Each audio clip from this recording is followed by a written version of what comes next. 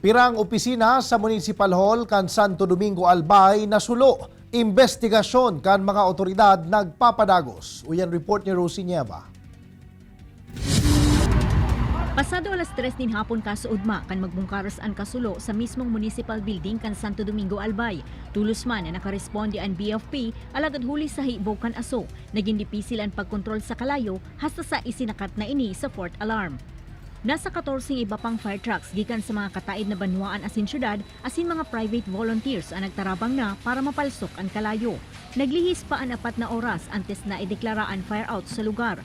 Kabali sa mga opisinang labing nadanyaran, iyo ang Mayor's Office, Municipal Admin, mga opisina kan IT, Budget, HR Department, asin ang dating BJMP Office.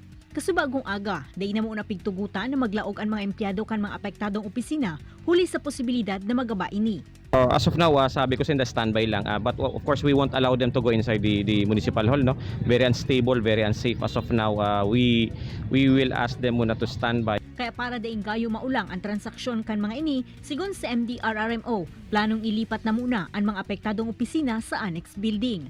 Mamundo sa parte may kasi sumo opisina may is our second home.